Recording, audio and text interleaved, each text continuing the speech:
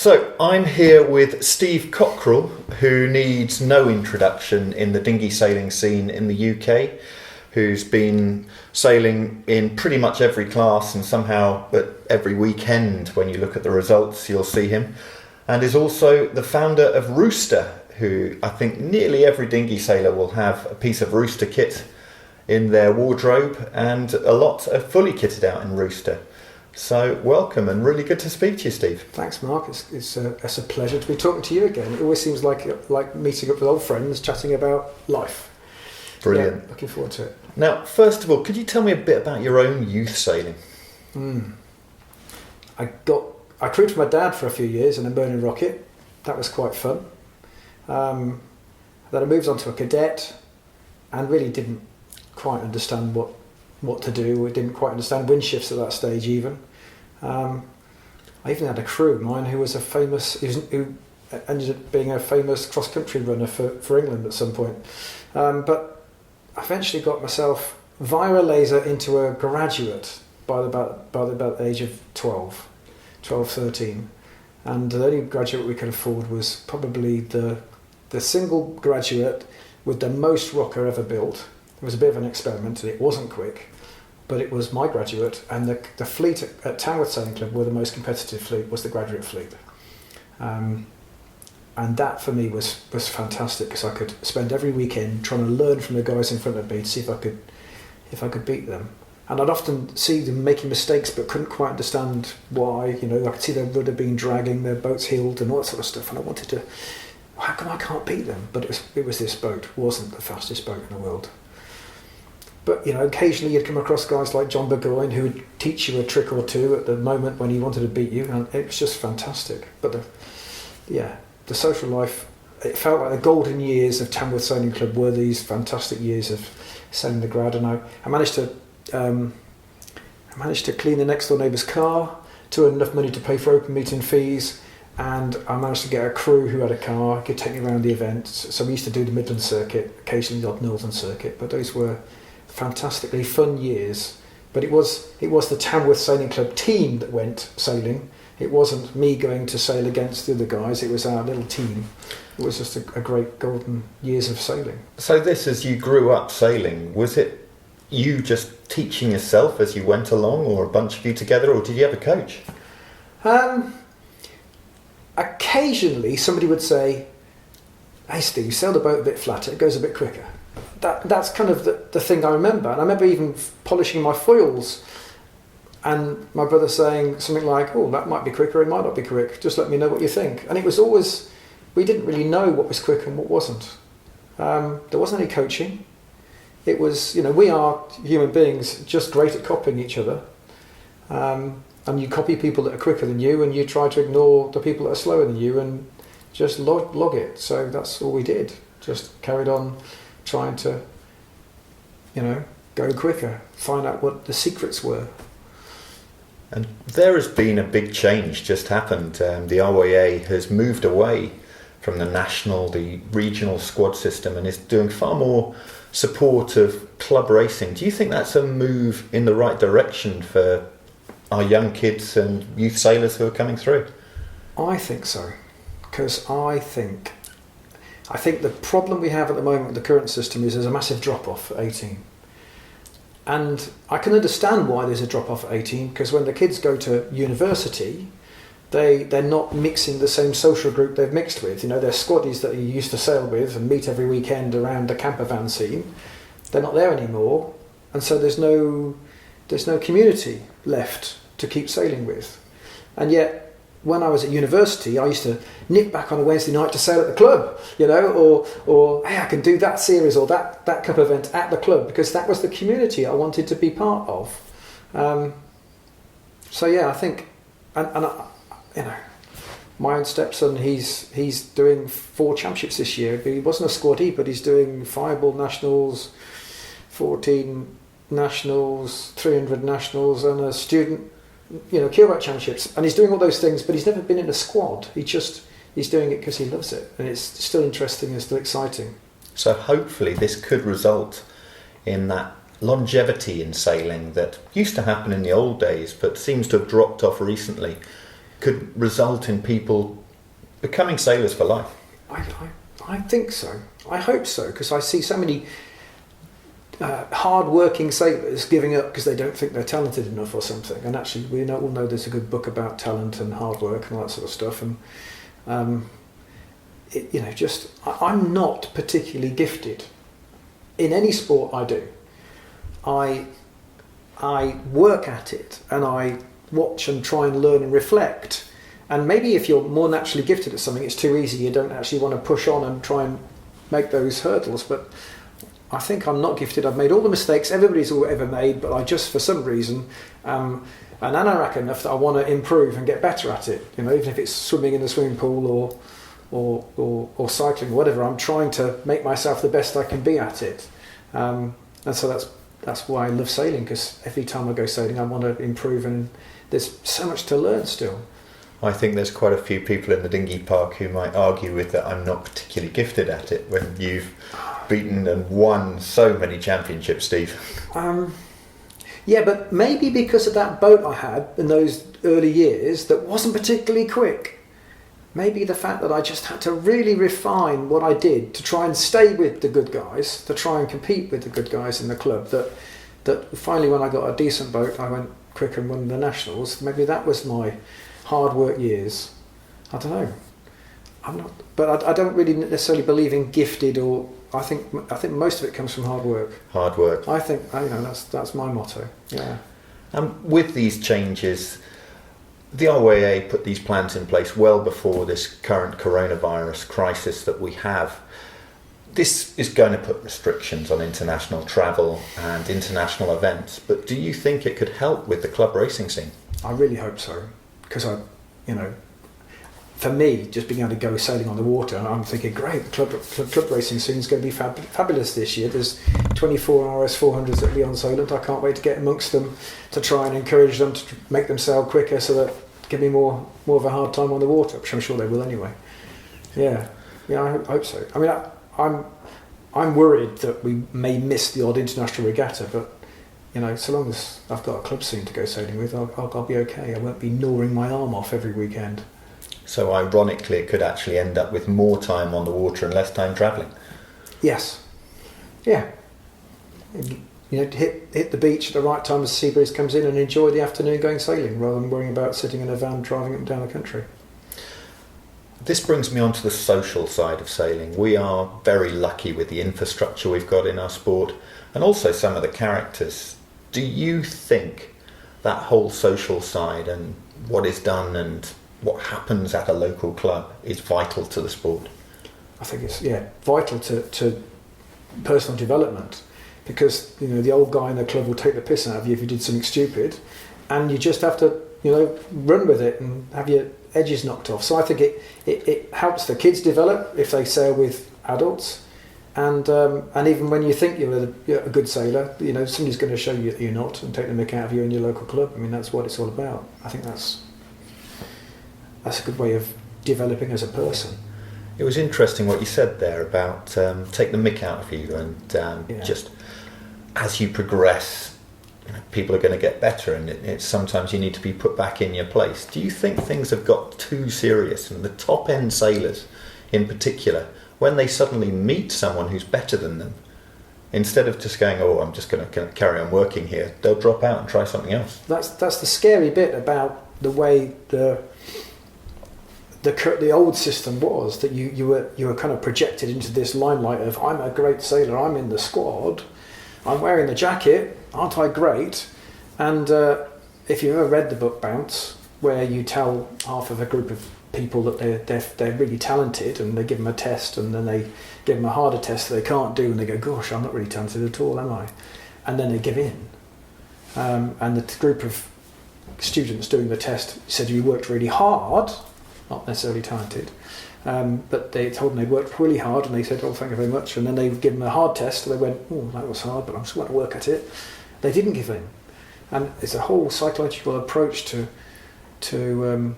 getting better is working hard. I mean, you were telling me a story earlier today about a sailing club where they generated the top 3 sailors in the 29 worlds. Out in Australia, Yeah. Nathan Outridge and Ian Jensen and various others, they were sailing 29ers, and they're just sailing at a club level, just a bunch of them together. And when they went out and actually raced on the international scene, they found that they got really good via it. You know, back at Stokes Bay, we used to have, Ben Ainsley used to come down and train, Mark Littlejohn used to come and train, I used to go and join them, Nick Harrison used to join them, and we got quite good.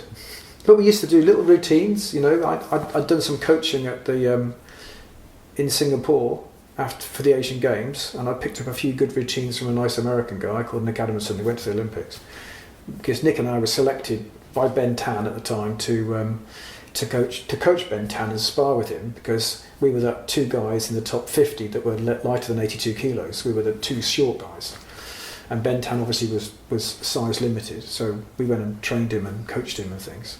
But Nick Adamson had some fabulous little routines that could work in a small group of people that were just like-minded and let's get better and let's work hard together. But we used to use the 15 other sailors from the local sailing club that weren't particularly quick, but we used them as our cannon fodder. They were the guys that we had to chase and race and beat around the racetrack.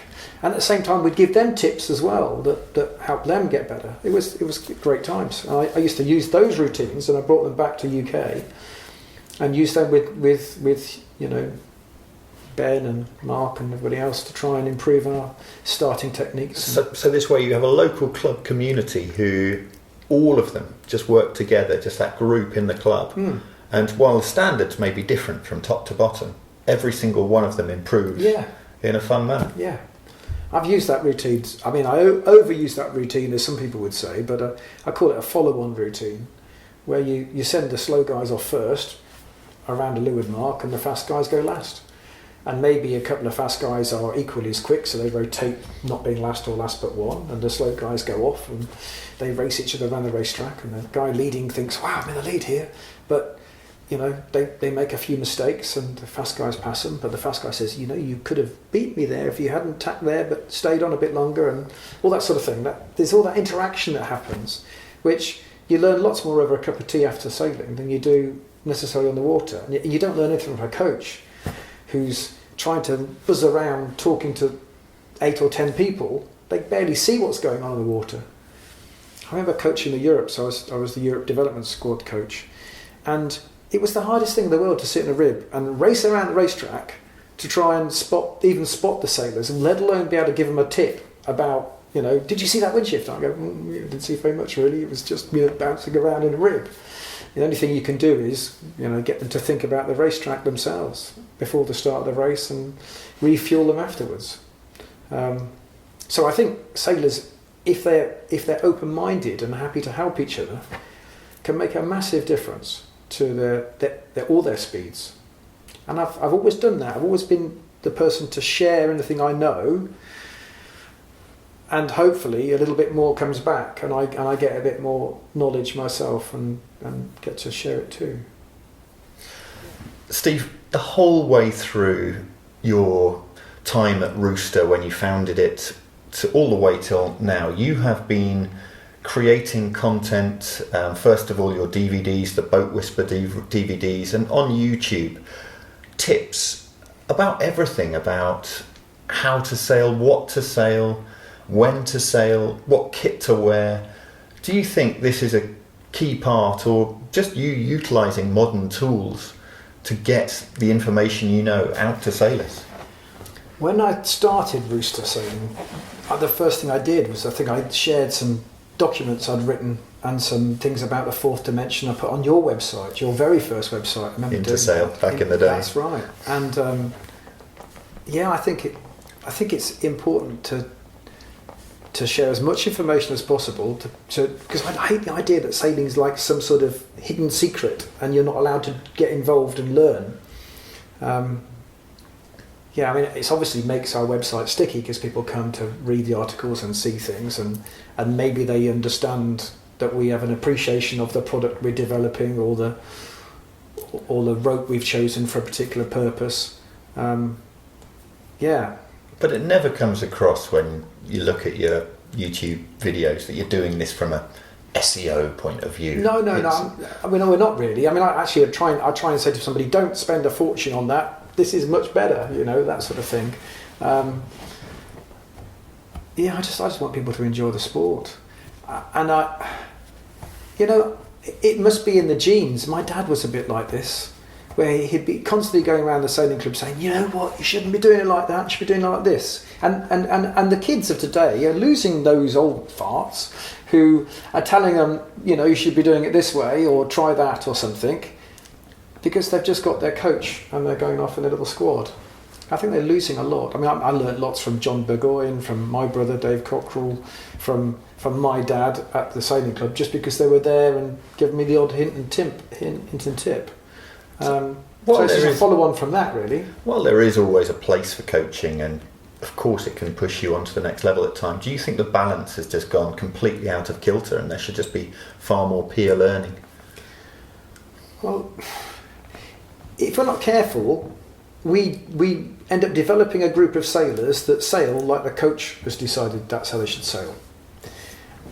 And in my DVDs, I don't know if you noticed, I say, hey guys, have you considered this? Because this thing is slow and that thing is slow, but somewhere there might be quite quick, and you should experiment with it. There's bits of that in the heel to windward at wind type thing and centerboard jibing technique and that sort of stuff.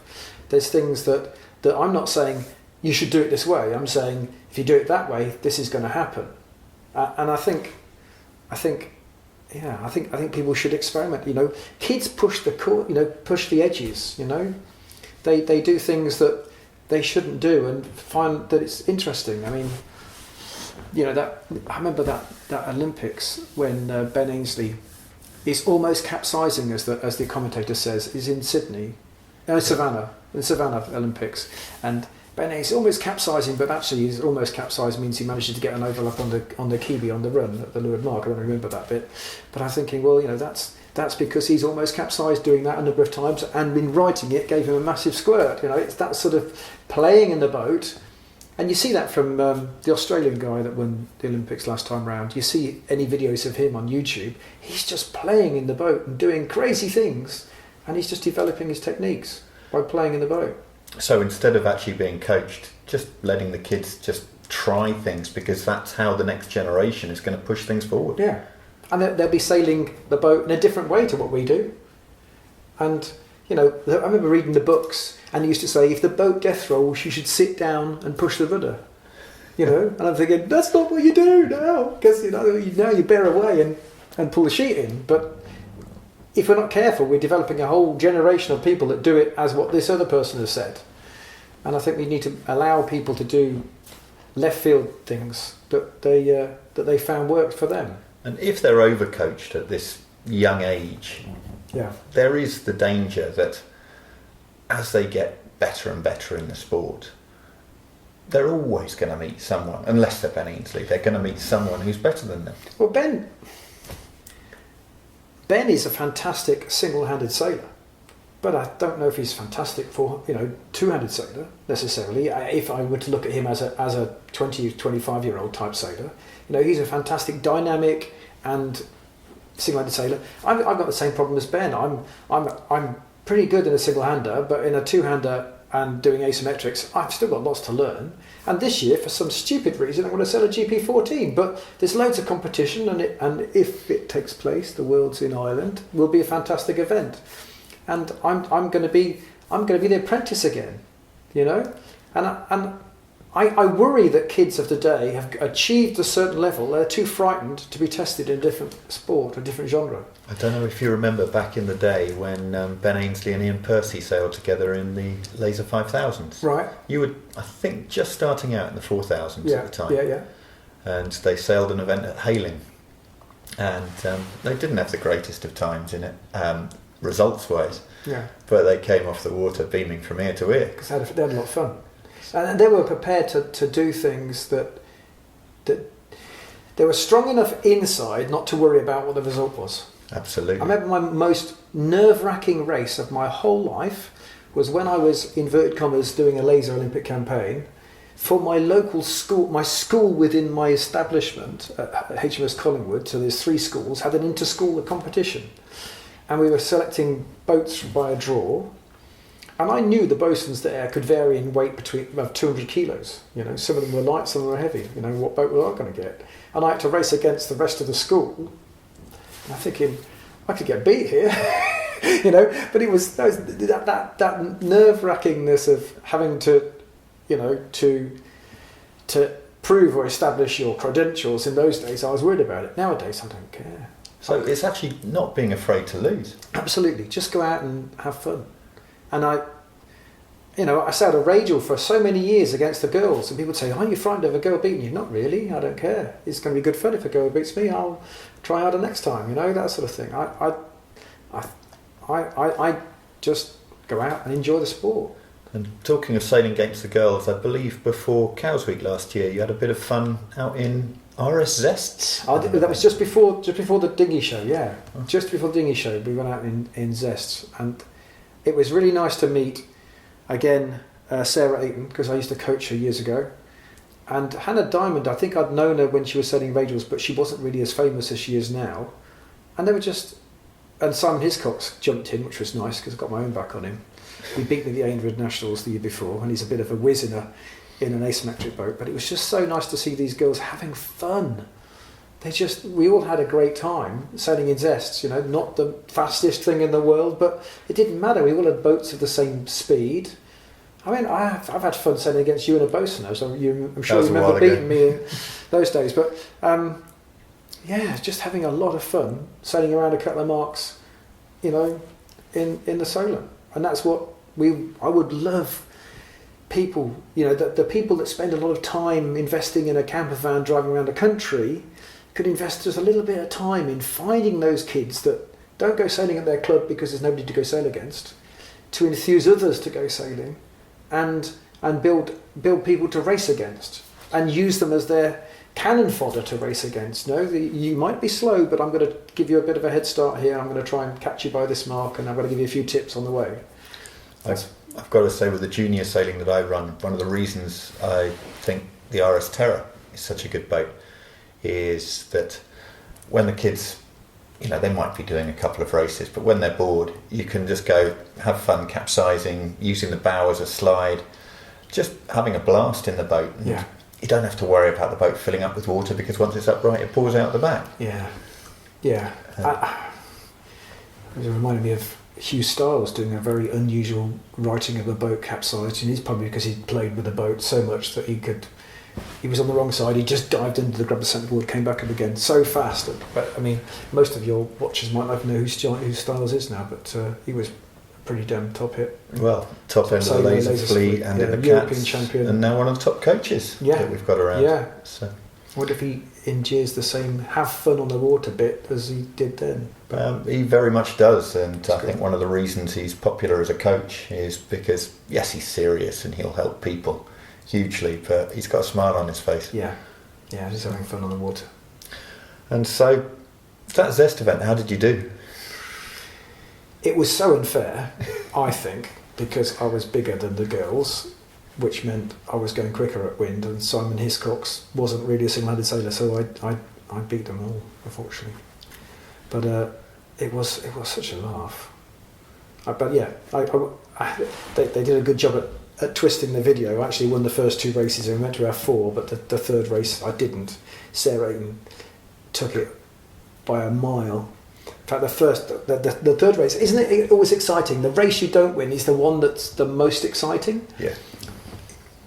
And it was a running start, and I had to choose: do I go against the tide to the dead run mark on the outer side? It's a very strange course it was. It was very strange. They gave you 2 options of 2 different first marks to go for. So I didn't do the close reach to the first mark. I went for the dead run mark option.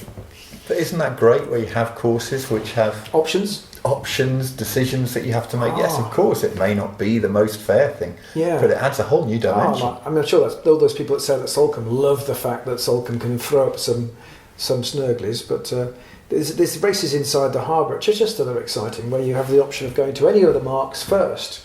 It's called Up the Creek Race, that Chichester Yacht So Club pretty much orienteering. for their own members, sadly, because I'd love to get involved, but they have like every creek within the Chichester Harbour is a mark. You can go around any mark. You know, you can start up any time during the day, and you've got a timer, and you've got to go around every single mark in every creek. The Three Rivers race is another example of that. You've got the two different lanes, creeks that you can go up, and you can choose which one you're going to do first. Well, it's different, and it keeps people interested and inspired to try something different. But, you know, in the same way that we have such a massive diversity in this country, we're so lucky. You know, if you sail in Belgium, you've got a snipe or a laser, virtually that's your choice. Whereas we got the choice of going like we've got this year, we're going to dabble in a GP14, sail the 400, do a bit of 300 sailing. You know, we've got so much diversity in the sport. What club sailing is fantastic fun. You can just take a different boat down the club and start experimenting and see how you get on. Well, that brings me on to what you've got planned for the 2020 season. You just said GP14s as part of your sailing. I'm hoping we like it. we've yet to get on the water in it, but yes, the plan is to do the Jeep Worlds and Nationals. That's, fingers crossed, it all takes place, and it fits perfectly with the 400 circuit this year. So that none of them clash. We can do all the events because Sarah's a school teacher, so we're going to have a nice extended summer period. So we're looking forward to it. The 400s are going to be hard work because we're a bit on the light side, and I think the GP14 we're possibly a bit on the light side as well, but we'll see. And there's no shortage of decent sailors in those fleets. Oh, it's massive. I think Nick Craig was 7th or 6th at the Worlds last time, and I respect Nick Craig. You know, he's a pretty good sailor, very good sailor. So I'm hoping to be approaching the top 10 somewhere. That's what I hope, but we'll see. I've no idea. It might be like a graduate. I might remember how I used to sail a graduate, the same way at Wind in Waves. It might be just like sailing a GP14, but I have no clue yet. It definitely won't be like sailing a 470. No. So that's your double hander sorted, the 400 and the GP14. Any other classes? Just the 300. I've got an old 300 because Clive Everest's design was uniquely challenging to sail around the racetrack, and of all the boats I've ever sailed, it's the one you could go out for a sail without racing anybody else and have fun. Just out for a blast. Just being able to tack and jibe it is like, whoa, pulled it off. Whoa, pulled it off again. Whoa, I did a jibe and it worked. Almost like that windsurfing feeling. Yeah. Where if you get a jibe right and you don't end up in the water, you're happy about it. Yeah. And the 300 is a super nice boat. But totally different to the 400 and the Jeep, I'm sure. Probably in the opposite extremes of the GP14, I should think. And you're known through so many dinghy classes. Are there any classes you haven't sailed? Well, that's a difficult question. I've sailed a Fireball once in Weymouth Harbour, in Sandra McDine's dad's boat. Oh, I sailed a 505. Ooh, I haven't sailed a Kestrel. A Kestrel, okay. No disrespect to Kestrels. I've not, but there's a few boats I've not competed in. I've just had a sailing. Occasionally we'd do those little dinghy tests for Dinghy Sailing magazine, and we'd go out and sail a few boats, and I'd always jump in a few boats there. That was quite fun. So I have tested a few. Like I've sailed a Phantom foot in one of those, and I sailed a Finn. Finn was exciting. Didn't matter where I sat. It had the same. Didn't matter where I sat in the boat at all. It was great fun. So like sailing a keel boat. Yeah, centreboard was pretty heavy. I have an inkling I want to get back into Europe again at the moment, because that was a boat I sailed a lot in my youth. Yeah. And maybe as I'm getting closer to 60, I fancy trying to revisit my youth, or my midlife crisis might be getting back into Europe again and see if I can still do it and still tack facing backwards. And the low boom, any problem in that's those? It's a misnomer, because you don't use kicker in a Europe. So, and there's a massive gap between the boom and the bottom of the boat, because it's quite a deep boat. You don't put yourself at the back, and so as you go into attack, you just pop the boom off, and there's loads of room. There's more room than a laser radial tacking in a breeze. Wow. It's really, but it's always known as the low boom boat. You're right. I've sailed one a few times, and I didn't find it a hassle, but I'm a fair few years older now, so I'm guessing it's going to be interesting.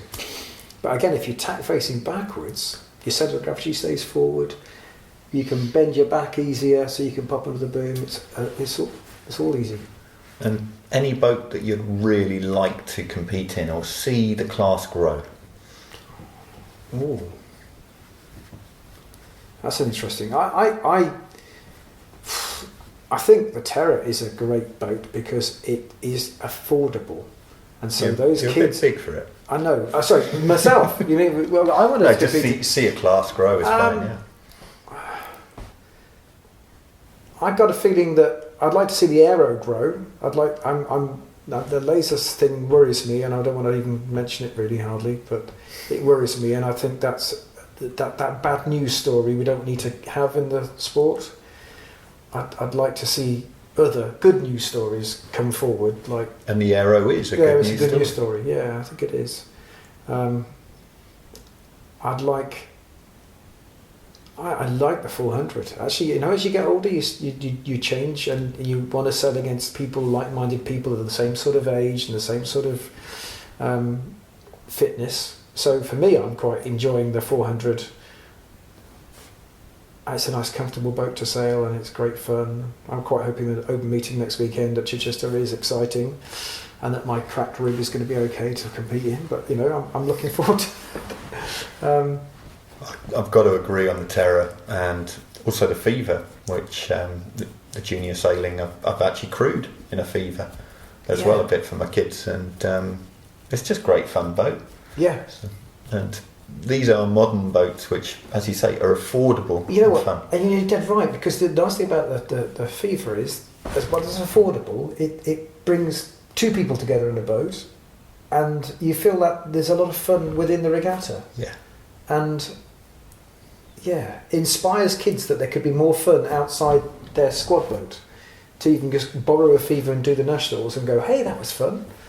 I've seen that in Millie Irish, who borrowed a Fever for the RS Games, and she was just having a ball the whole week. I took that photo of her going upwind where they're both hiking out, looking backwards, huge smiles on their faces. having a ball, and you think, hang on, that has lit something in Millie Irish, I hope, that keeps her sailing and enjoying the sport for years to come, because she took the plunge, tried something new, and it was fun. And hopefully when she gets to 22, she goes, you know what, let's borrow 200 to go to the nationals, or hey, that sort of fire and desire and burn of just having fun, not worrying how you finish, is what we need to keep the kids doing. Brilliant. Well, Steve, it's always great to catch up with you and your thoughts on sailing, youth sailing, club racing, international events. We've heard it all here today, so many thanks indeed for your time. It's great to see you too. Thanks, mate.